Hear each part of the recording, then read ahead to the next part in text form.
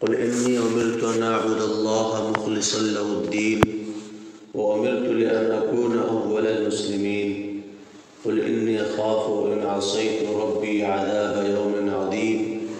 قل الله أعبد مخلصا له ديني۔ آپ فرما دیجئے کہ بے شک مجھے حکم دیا گیا ہے میں اللہ کی عبادت کروں دین کو اسی کے ساتھ خالص کرتے ہوئے، اور مجھے یہ حکم دیا گیا ہے کہ میں سب سے پہلا مسلمان بنوں۔ اور آپ فرما دیجئے کہ بے شک میں ڈرتا ہوں اس بات سے کہ اگر میں نے اپنے رب کی نافرمانی کر دی تو بڑے دن کے عذاب سے میں ڈرتا ہوں۔ آپ فرما دیجئے کہ اللہ ہی کی میں عبادت کرتا ہوں، اپنی عبادت کو اس کے لیے خاص کرتے ہوئے۔ پچھلی آیات میں اللہ تبارک و تعالی نے فرمایا تھا کہ اے ایمان والو اپنے رب سے ڈرو، کیونکہ جو لوگ اس دنیا میں نیکی کرتے ہیں آخرت میں ان کے لیے اچھا بدلہ ہے، اور اللہ کی زمین بڑی کشادہ ہے، یعنی کہ اگر ایک جگہ رہ کر کے آپ کو شریعت کے احکامات پر، شریعت کے تقاضوں پر عمل کرنا ممکن نہ ہو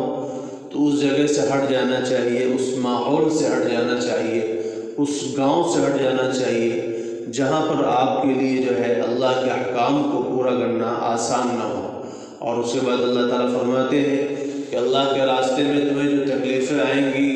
اور اللہ کے احکامات پر عمل کرتے ہوئے جو دشواریاں اٹھانی پڑیں گی تو اس پر جو صبر کرو گے تو اس کا بدلہ اللہ تعالیٰ بغیر حساب کے عطا فرمائیں گے۔ یعنی ہر عمل کا ایک حد ہوتی ہے، ہر عمل کی ایک حد اور ایک انتہا ہوتی ہے۔ اللہ تعالیٰ نے ہر عمل کے لیے ایک اجر متعین کیا ہے، لیکن صبر کا بدلہ اللہ تعالیٰ فرماتے ہیں بغیر حساب کے ملتا ہے۔ اس کے بعد ان آیتوں میں اللہ تعالیٰ کہتے ہیں کہ بے شک مجھے آپ فرما دیجئے کہ بے شک مجھے حکم دیا گیا ہے کہ میں اللہ کے لیے اپنی عبادت کو خالص کرتے ہوئے عبادت کروں، یعنی اللہ تعالیٰ کے ساتھ کسی کو شریک نہ ٹھہراؤں، اس کے عبادت میں، اس کی ذات میں، اس کی صفات میں، اس کے اختیارات میں، اس کی قوت میں، اس کے علم اور اس کے ارادے میں، کسی بھی چیز میں جو اللہ تبارک و تعالیٰ کی صفات ہیں ان صفات میں کسی نہ انسان کو شریک ٹھہراؤں، نہ جنات کو شریک ٹھہراؤں، نہ فرشتے کو شریک ٹھہراؤں، نہ کسی اور مخلوق کو۔ آپ کچھ ایسی چیزیں ہیں جو خالص اللہ تعالیٰ کے ساتھ جو ہے خاص ہوتی ہیں، جن کو صفات باری تعالیٰ کہا جاتا ہے، اللہ تعالیٰ کی صفات۔ علم یعنی ایک تو ہے ان میں سے علم کہتے ہیں جاننے کو، یعنی اللہ تعالیٰ کے جیسا علم نہ تو کسی انسان کے پاس ہے، نہ کسی فرشتے کے پاس ہے، نہ کسی جنات کے پاس ہے۔ اور دوسرا ہے ارادہ اور قوت، قدرت اور ارادہ، یعنی اللہ تعالیٰ کی جو طاقت ہے، اختیارات ہے، اور اللہ تعالیٰ کی جو پاور ہے وہ دنیا میں کسی کے پاس بھی نہیں ہے۔ اور تیسری چیز جو ہے وہ خلق یعنی پیدا کرنا، تو پیدا کرنے کی طاقت بھی اللہ تعالیٰ ہی کے پاس ہے۔ کوئی بھی انسان چاہے کہ اگر کوئی چھوٹی سی چینٹی پیدا کر دے تو وہ بھی نہیں پیدا کر سکتا ہے، یا اور کوئی مخلوق چاہے کہ ہم ایسے کچھ بنا کر تیار کر دیں تو نہیں بنا سکتا ہے۔ ایسے سمع کی سننا، اللہ تعالیٰ کی ذات جو ہے سننے والی ہے اور دیکھنے والی ہے، یہ وہ یعنی اللہ تعالیٰ دیکھتے سنتے تو ہم اور آپ بھی ہیں، لیکن ہمارا اور آپ کا دیکھنا سننا محدود ہے۔ ہمارے کان جہاں تک کام کریں گے وہاں تک ہم سنتے ہیں، اس کے آگے کی چیز ہم نہیں سنتے ہیں۔ آنکھ سے جہاں تک ہم دیکھ سکتے ہیں وہ نظر آتا ہے، اس کے پیچھے کا ہمیں نظر نہیں آتا۔ دیوار کے ادھر تک تو دیکھ سکتے ہیں، ادھر کیا نہیں دیکھ سکتے، لیکن اللہ تعالیٰ کا جو دیکھنا اور سننا ہے وہ نہ تو کوئی اس کی آڑ اس کے اندر رکاوٹ بن سکتی ہے، نہ دوری رکاوٹ بن سکتی ہے، نہ اندھیرا رکاوٹ بن سکتا ہے۔ جیسے کہ ایک روایت میں آیا ہے کہ اللہ تبارک و تعالیٰ جو ہے اللہ تعالیٰ کی سننے اور دیکھنے کی جو طاقت کے بارے میں مثال دے کر کے فرمایا کہ اگر کالی رات میں کالے پہاڑ کے اوپر کالی چونٹی جو چلتی ہے اور اس چونٹی کے چلنے کے جو قدم پڑتے ہیں اللہ تعالیٰ اس قدم کو بھی دیکھتے ہیں، اور اس کے قدم کے پڑنے کی جو آواز نکلتی ہے، جب کوئی چیز اوپر سے زور سے پڑتی ہے تو کچھ نہ کچھ تو آواز بنتی ہی ہے، تو وہ چونٹی جب چلتی ہے اس کے چلنے کی جو آواز نکلتی ہے وہ آواز بھی اللہ تعالیٰ سنتے ہیں۔ آپ سوچئے ذرا کہ اللہ تعالیٰ کے سننے اور دیکھنے کی طاقت کیسی ہے۔ تو یہ وہ صفات ہیں اللہ تبارک و تعالیٰ کی جن میں کسی انسان کو یا کسی اور چیز کو شریک نہیں ٹھہرایا جا سکتا ہے۔ تو ایسے بتایا اللہ تعالیٰ کی عبادت میں بھی کسی کو شریک نہیں ٹھہرانا، یعنی سجدہ کرنا ہے تو اسی کو کرنا ہے، عبادت کرنی ہے، نماز پڑھنی تو اسی کے لیے پڑھنی ہے، سجدہ بھی اسی کے لیے، رکوع بھی اسی کے لیے، قربانی بھی اسی کے لیے، منت بھی اسی کے لیے۔ یعنی غرض یہ ہے کہ التحیات للہ والصلوات، ہم نمازیں پڑھتے ہیں، ہر نماز میں پڑھتے ہیں التحیات للہ والصلوات، ان کا مطلب کیا ہے؟ یہ کہ ہم کیوں پڑھتے ہیں، ہر نماز میں ہم سے کیوں اقرار کرایا جاتا ہے؟ التحیات کے مطلب تمام مالی عبادتیں، تمام بدنی عبادتیں، تمام جانی عبادتیں سب اللہ کے لیے۔ تو ہم ہر نماز میں اقرار کرتے ہیں کہ ہر طرح کی عبادت کا حق جو ہے وہ اللہ تبارک و تعالیٰ کو ہے، لہذا نہ تو مالی طور پر کسی کی عبادت کر سکتے ہیں، نہ بدنی طور پر، نہ جانی طور پر، ہر عبادت اللہ تعالیٰ کے لیے ہے۔ یہ ہر نماز میں ہم سے اقرار کروایا جاتا ہے، التحیات للہ والصلوات والطیبات، السلام علیکم۔ اس کے بعد جو ہے سلام کا سلسلہ شروع ہوتا ہے، لیکن اس سے پہلے ہمیں ان تین الفاظ کے اندر ہمیں جو ہے یہ اقرار کروایا گیا ہے کہ غرض یہ ہے کہ دنیا میں جتنی قسم کی عبادتیں ہو سکتی ہیں وہ سب اللہ کے لیے ہیں، دنیا میں کسی اور کے لیے وہ عبادتیں نہیں ہو سکتی۔ اور اگر کسی نے اللہ کے علاوہ کے لیے عبادت کی اس نے شرک کر دیا، اور شرک اتنا بڑا گناہ ہے کہ اللہ تعالیٰ کہتے ہیں کہ اللہ ہر گناہ معاف کر سکتا ہے لیکن شرک کا گناہ اللہ تعالیٰ معاف نہیں کرے گا، کیونکہ اللہ تعالیٰ کی غیرت کے خلاف ہے۔ اللہ تعالیٰ کی یہ جو ہے یہ غیرت کے خلاف اس لیے ہے کیونکہ انسان اپنے ماتحتوں، خاص طور سے اگر انسان کی بیوی ہے تو انسان کیا چاہتا ہے کہ بیوی اسی کی ہو کر کے رہے، اس کے علاوہ کسی اور کے پاس نہ جائے، کسی اور سے بات چیت نہ کرے، کسی اور سے جو ہے اس کے تعلقات نہ ہوں۔ تو ایسے اللہ تعالیٰ بھی چاہتے ہیں کہ میرا بندہ ہے، میرا کھاتا ہے، میرا پیتا ہے تو عبادت بھی میری ہی کرے، اور کسی اور کے سامنے وہ ہاتھ نہ پھیلائے، کسی اور کے سامنے وہ سجدہ نہ کرے، کسی اور کے لیے وہ قربانی نظر نہ مانے۔ تو وہ ساری عبادتیں جو ہیں اگر جب بندہ ان میں سے کوئی کام کر دیتا ہے تو جس طرح ایک غیرت مند شوہر اس بات کو برداشت نہیں کر سکتا ہے کرتا ہے، ایسے اللہ تعالیٰ تو غیرت مندوں سے زیادہ غیرت مند ہیں، اس لیے اللہ تعالیٰ ایسے بندے کو پھر معاف کرنے کو تیار نہیں ہے۔ فرمایا قل انی امرت ان اعبد اللہ مخلصا لہ الدین، اور مجھے یہ بھی حکم دیا گیا ہے کہ میں سب سے پہلا مسلمان بن جاؤں، یعنی رسول اللہ صلی اللہ علیہ وسلم جو باتیں لے کر کے آئے، جو دین یا شریعت لے کر کے آئے، تو رسول اللہ صلی اللہ علیہ وسلم کو حکم ہے کہ سب سے پہلے اس کے آپ مسلمان بنیے، یعنی سب سے پہلے آپ اس کے اوپر ایمان لائیے۔ جیسے ابراہیم علیہ السلام کے بارے میں آتا ہے وَأَنَا أَوَّلُ الْمُسْلِمِينَ لَا شَرِيكَ لَهُ وَبِذَلِكَ أُمِرْتُ وَأَنَا أَوَّلُ الْمُسْلِمِينَ، کہ اللہ کا کوئی شریک نہیں ہے اور مجھے اسی بات کا حکم دیا گیا ہے اور میں سب سے پہلا مسلمان ہوں۔ تو گویا کہ نبی جو آتا ہے تو نبی کی سب سے پہلے ذمہ داری یہ ہوتی ہے کہ جو شریعت، جو کتاب اس کو دی گئی ہے، سب سے پہلے خود نبی اس کے اوپر ایمان لاتا ہے، اس کے بعد امتی تو بعد میں ایمان لاتے ہیں۔ آمن الرسول بما انزل الیہ من ربہ والمؤمنون، رسول ایمان لائے اس چیز کے اوپر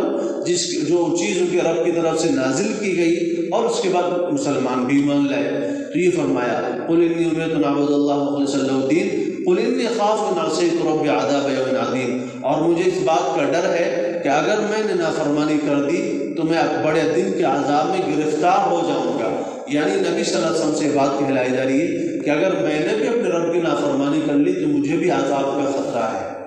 تو جب نبی کو عذاب کا خطرہ ہے، نبی کو جو ہے تنبیہ کی جا رہی ہے، تو ہم اور آپ عام انسان ہیں اور ہم سے اور آپ سے دن رات گناہ ہوتے ہیں، اس لیے ہمیں اپنے انجام کی فکر کرتے ہوئے اپنے رب کی نافرمانی کو چھوڑ دینا چاہیے۔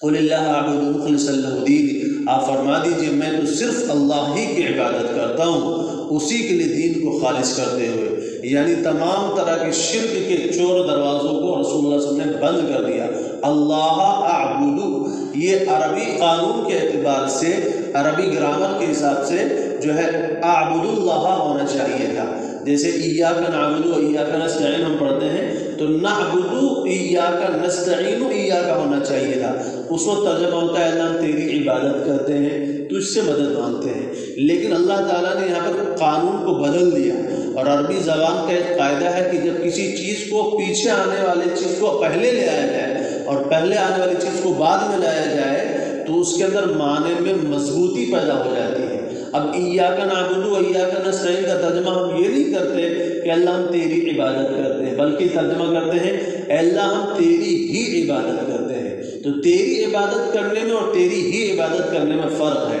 تیری عبادت کرتے ہیں مطلب یہ کہ تیرے علاوہ کی بھی کر سکتے ہیں، لیکن جب ہم کہہ رہے ہیں تیری ہی عبادت کرتے ہیں تو مطلب یہ کہ آپ تیرے علاوہ کی عبادت نہیں کر سکتے۔ یہاں پر بھی اللہ تعالیٰ یہی فرما رہے ہیں قُلِ اللَّهَ أَعْبُدُ،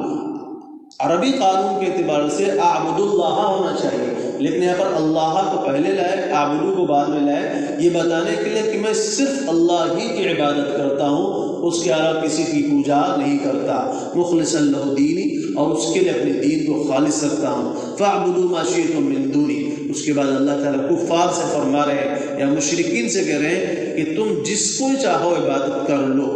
جس کی چاہو عبادت کر لو۔ یہ اختیار نہیں دے رہے ہیں، یہ اختیار نہیں دیا جا رہا کہ جس کی چاہو عبادت کر لو، یا ایسے ہی ہے ایک جگہ اللہ تعالیٰ فرماتے ہیں اعملوا ما شئتم، جو چاہے عمل کرو۔ اب کوئی ظاہر کا سمجھنے والا، آج کل بہت سارے قرآن حدیث کو ظاہر سے سمجھنے والے آ گئے ہیں جو اوپر کی باتوں کو سمجھتے ہیں۔ اب ظاہر کا سمجھنے والا کیا سمجھے گا اس سے کہ اللہ تعالیٰ اختیار دے رہے ہیں کہ جو چاہے کرو، کوئی پکڑ وکڑ نہیں ہونے والی ہے۔ قرآن کے آیت موجود ہے اعملوا ما شئتم، جو چاہو کرو، لیکن جو اندر کی بات سمجھنے والا ہوگا وہ یہ سمجھ جائے گا کہ اس میں اختیار نہیں، دھمکی دی جا رہی ہے کہ اللہ تعالیٰ کہنا کیا چاہ رہے ہیں کہ جو چاہے کرو، جب آؤ گے تب بتائیں گے تم کو۔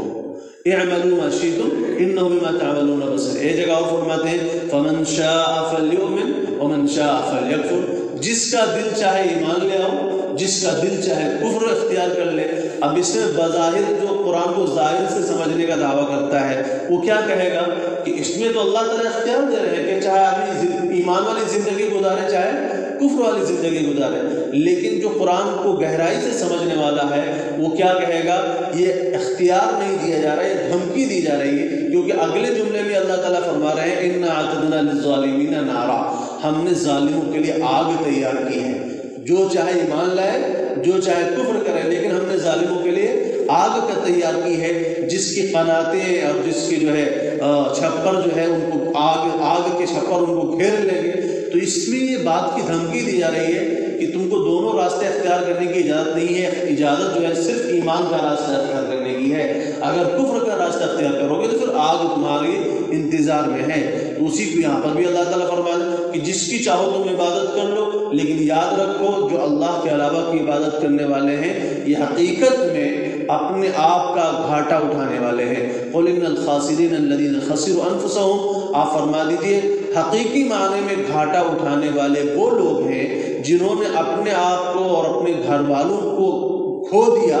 قیامت کے دن، یعنی گھر والے بھی الگ ہو جائیں گے اور خود بھی الگ ہو جائیں گے۔ یہ مثال کے طور پر ہو سکتا ہے کہ جو اللہ کو چھوڑ دے اور دوسروں کے پاس چلا جائے تو وہ تو جہنم میں جائے گا ہی، لیکن ہو سکتا ہے اس کے گھر والے ایمان والے تھے،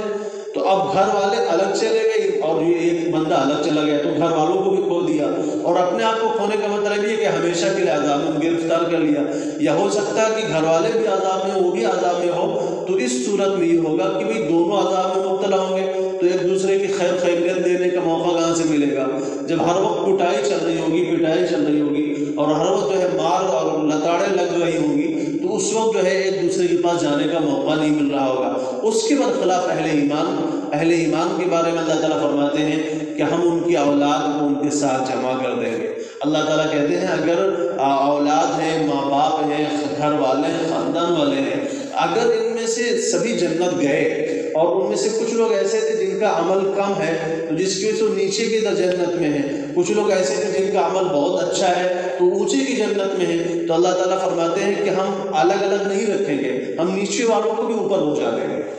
اوپر والوں کی وجہ سے ہم نیچے والوں کو بھی ایک ساتھ کر دیں گے تاکہ وہ لوگ ایک ساتھ جنت میں رہ سکیں۔ اسی کو اللہ تعالیٰ فرماتے ہیں قُلْ إِنَّ الْخَاسِرِينَ الَّذِينَ خَسِرُوا أَنفُسَهُمْ، آپ فرما دیجئے کہ حقیقی معنی میں گھاٹا اٹھانے والے وہ لوگ ہیں جنہوں نے اپنے آپ کا گھاٹا کر لیا، اپنے آپ کا نقصان کر لیا اور اپنے گھر والوں کا نقصان کر لیا قیامت کے دن۔ أَلَا ذَلِكَ لَهُوَ الْخُسْرَانُ الْمُبِينُ، سن لو یہی سب سے بڑا کھلا ہوا گھاٹا ہے۔ دنیا کے گھاٹے، دنیا کے نقصانات کوئی نقصان نہیں ہے، یہ چند امتحانات ہیں، چند آزمائشیں ہیں۔ حقیقی گھاٹا یہ ہے کہ انسان اللہ کے غضب کا شکار ہو جائے، حقیقی نقصان یہ ہے کہ انسان اللہ کے عذاب کا شکار ہو جائے، انسان کو جہنم میں جانے کا فیصلہ کر دیا جائے۔ اللہ تعالیٰ فرماتے ہیں یہ حقیقی گھاٹا ہے، دنیا کا کتنا بھی بڑا نقصان ہو جائے وہ کوئی نقصان نہیں ہوتا ہے۔ اللہ تبارک و تعالیٰ ہم سب کو عمل کی توفیق نصیب فرمائے۔ سبحان اللہ و بحمدہ، سبحانک اللہم و بحمدک، اشہد ان لا الہ